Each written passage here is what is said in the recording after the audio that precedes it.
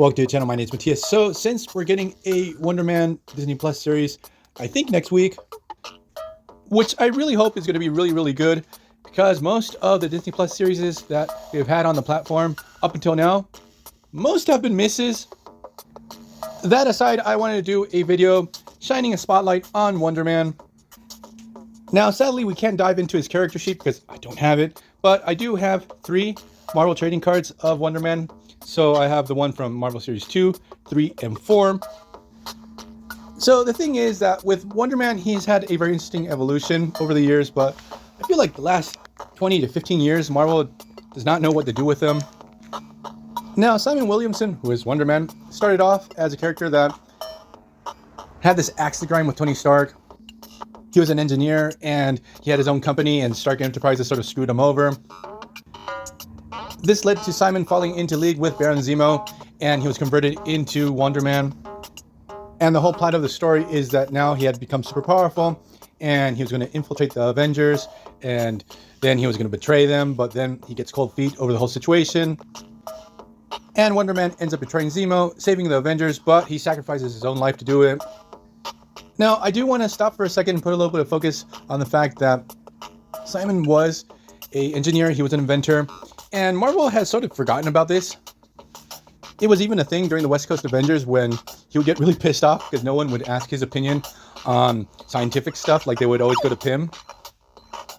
The thing is that Wonder Man stays dead for a long time, and we get this whole story arc with Ultron when he creates the Vision, and he actually uses Simon's brainwaves to create Vision's personality. The thing is that when Simon came back from the dead, he encountered basically a robotic copy of himself who both felt attracted to the same woman, and this is going to lead to many years of soap opera type of situations between these 3 characters. And Wonder Man also is going to have like an on-again, off-again rivalry with the Vision. So obviously we're going to have a lot of friction between Vision and Wonder Man. Like every once in a while, they will view themselves as brothers, and in other moments, Wonder Man couldn't care less. Even when the US government dismantled Vision and they put him back together, like he didn't have the Wonder Man personality anymore.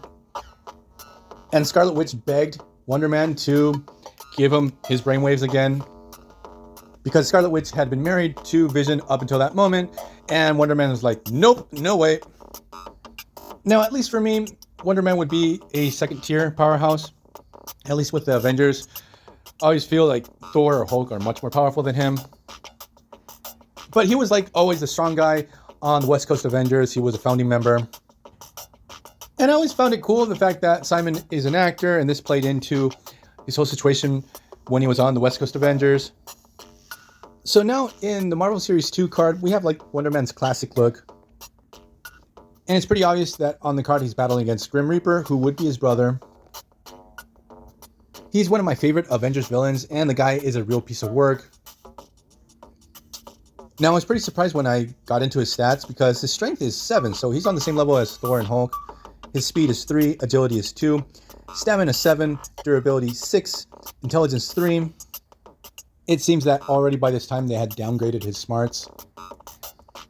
Now, one important thing about Wonder Man, or at least the original version of this character, is that he can't fly. He started off using a jetpack. Then after that, they evolved into these 2 little jets that he would have on his pelvis, and maybe they were connected to his belt. Now, that aside, Wonder Man got his own ongoing series in the late 80s or early 90s. And oddly, the character went through a couple changes in the way he looked, and it aged him down.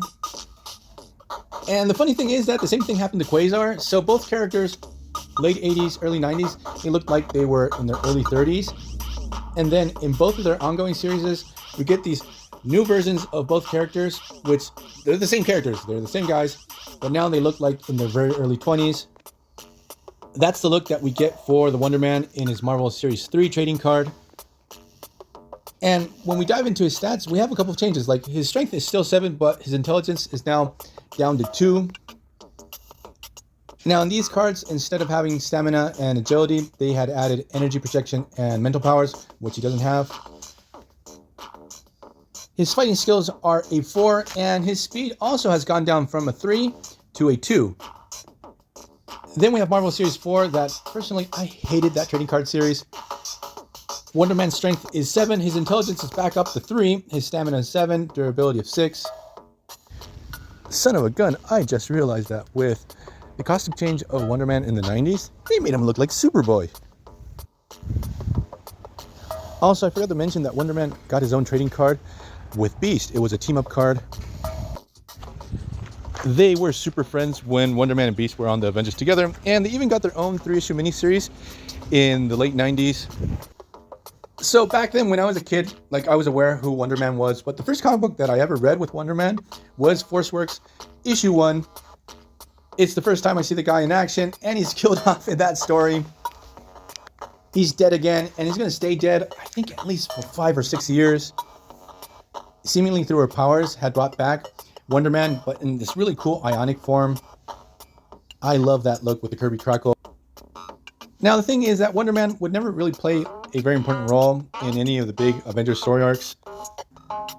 Now, I do remember being really surprised seeing Wonder Man play an interesting role in a backup story in the Frontline series that was a tie-in into the Civil War crossover, where Wonder Man gets his ass kicked by the Green Goblin. And this sort of sets Green Goblin up for the trajectory, or Norman Osborn, to be the head of the Thunderbolts and then the director of the S.H.I.E.L.D. and the whole Dark Reign era of Marvel. But during the Bendis era of the Avengers, things got sort of weird with Wonder Man. Like, Simon had realized that the Avengers, even though they saved the world many, many times, most of these crises were provoked by the Avengers themselves. Therefore, Wonder Man set out to destroy the Avengers once and for all. It was an interesting 2-issue story arc. And then after that, like, Wonder Man felt really bad for everything that went down. He played an interesting role during the Uncanny Avengers series, where he took a couple of really questionable decisions with the Scarlet Witch, and this led to basically the end of the world at first. And then after this, Wonder Man decided to be a pacifist. Like, he still wanted to be a hero, but he didn't want to get into battles anymore. But he did break this vow during the No Surrender story arc, where he got obliterated by the Hulk.